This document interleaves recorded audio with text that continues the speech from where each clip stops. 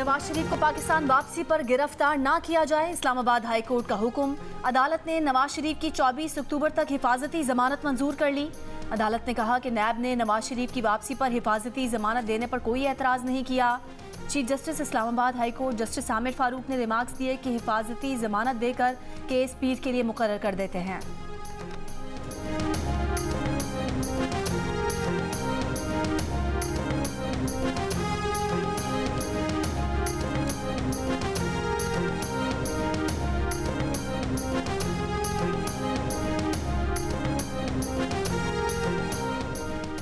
एहतसाब अदालत ने मियां मोहम्मद नवाज शरीफ के वारंट मुअत्तल कर दिए। तोशाखाना केस में मियां मोहम्मद नवाज शरीफ की दरख्वास्त मंजूर। जज ने नैब प्रोसिक्यूटर से कहा, आप कहते हैं कोई एतराज़ नहीं। प्रोसिक्यूटर बोले, नवाज शरीफ अदालत के सामने सरेंडर करना चाहते हैं। जज मोहम्मद बशीर ने कहा, अगर मियां मोहम्मद नवाज शरीफ 24 अक्टूबर को ना आए तो वारंट बहाल हो जाएंगे। नवाज शरीफ का सऊदी अरब से आज दुबई पहुंचने का इम्कान। नवाज शरीफ के ज़ाती अमले के 5 अफराद लाहौर से दुबई पहुंच गए। नवाज शरीफ दुबई में 2 दिन गुजारेंगे। दुबई में एक अहम मुलाकात भी तय है। नवाज शरीफ 21 अक्टूबर को पाकिस्तान पहुंचेंगे। चेयरमैन पीटीआई से मुतालिक सिक्योरिटी खदशात दरपेश हैं। जेल ट्रायल करने के फैसले में बज़ाहिर बदनीयती नहीं। दरख्वास्त गुजार ने इस अदालत को खुद को दरपेश सिक्योरिटी मसाइल से मुतालिक आगाह किया। साइफर केस का ट्रायल जेल में करने के खिलाफ दरख्वास्त निपटाने का तहरीरी फैसला जारी। Chief justice Islamabad high court Aamir Farooq की तरफ से जारी फैसले में कहा गया कि वफाकी दारुल हुकूमत इस्लामाबाद का अपना जेल होता तो दरख्वास्त में की गई बहुत सी बातें ना की जाती। वजारत दाखिला इस्लामाबाद का जेल प्रोजेक्ट जल्द अज जल्द शुरू करे।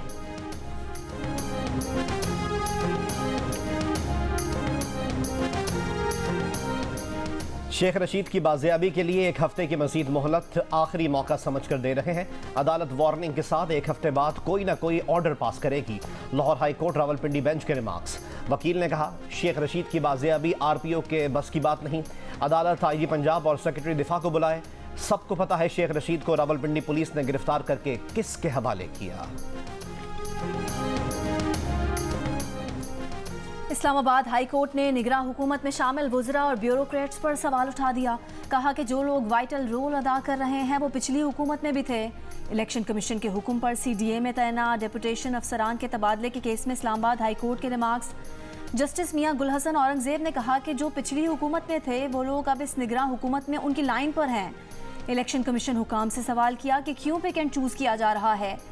अदालत का दरख्वास्त गुजार मेंबर सीडीए वसीम हयात बाजवा को दी गई सहूलतें वापस ना लेने का हुक्म। दरख्वास्त गुजार को घर खाली करने से रोक दिया। अदालत ने कहा कि बादियुन नज़र में दरख्वास्त गुजार को सीडीए ने इंतकाम का निशाना बनाया। इस्लामाबाद हाई कोर्ट की इलेक्शन कमीशन को तासुब पर मबनी फैसलों पर नजरसानी की हिदायत। इलेक्शन कमीशन की गलती तस्लीम करते हुए नोटिफिकेशन में तरमीम की यकीन दहानी। अदालत की इलेक्शन कमीशन को तबादले के नोटिफिकेशन में 1 हफ्ते में तरमीम की हिदायत।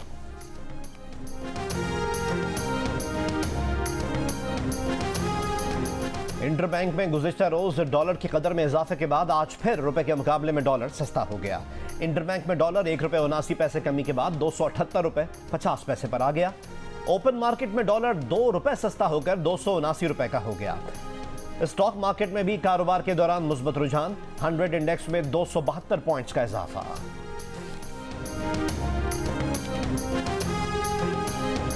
आलमी ताकतें खामोश। इसराइल को फ़लस्तीनियों के कत्लेआम की खुली छूट।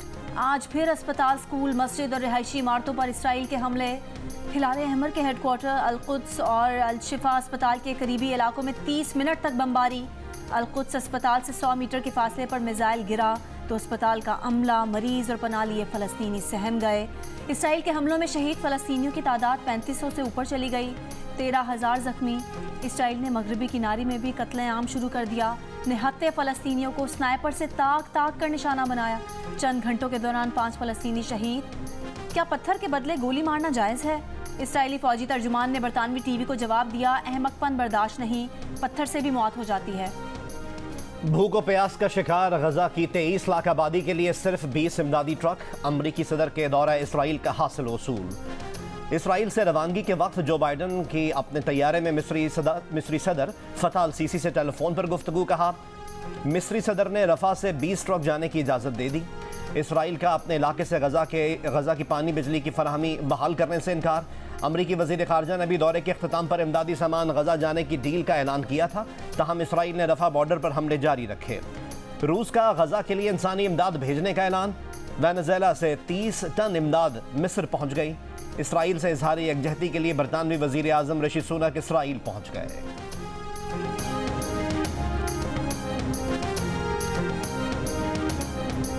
लेबनान की हिजबुल्लाह और इसराइली फोर्सेज में ताज़ा झड़पें। हिजबुल्लाह ने इसराइल के टैंकों को हदफ बनाने की वीडियो जारी कर दी।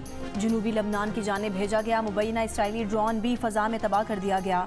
इसराइल के भी हिजबुल्लाह की पोजीशंस पर हमले। कहा, इसराइली फ़ौजी तर्जुमान ने कहा कि हिजबुल्लाह से झड़पों में इजाफा हुआ है। हफ्ते से अब तक 13 अफराद हलाक हो चुके। अमरीका और ऑस्ट्रेलिया समेत कई ममालिक की अपने शहरियों को लेबनान के सफ़र से गुरेज की हिदायत। रूसी वज़ीर ख़ारजा का कहना है कि गाज़ा तनाज़े के इलाके में फैलने के संगीन खदशात हैं। वर्ल्ड कप के अहम मार्के के दरमियान पीसीबी में इख्तलाफात की खबरें। चीफ सेलेक्टर इंज़मामुल हक के पीसीबी से एक बार फिर इख्तलाफात की खबरें गर्दिश करने लगी।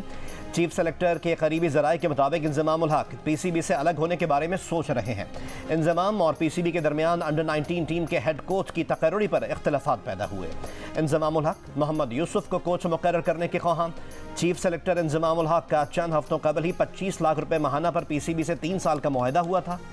पीसीबी का कहना है कि इंज़मामुल हक के इख्तलाफात और नाखुश होने से मुताल्लिक इनके पास कोई इत्तला नहीं।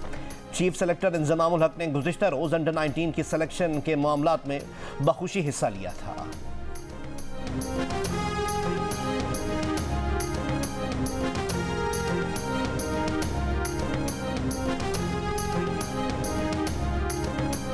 क्रिकेट वर्ल्ड कप में पाकिस्तान टीम कल ऑस्ट्रेलिया के खिलाफ बेंगलुरु में मद्दे मुकाबिल होगी। दोनों टीमों ने चिन्नास्वामी स्टेडियम में भरपूर ट्रेनिंग सेशंस किए।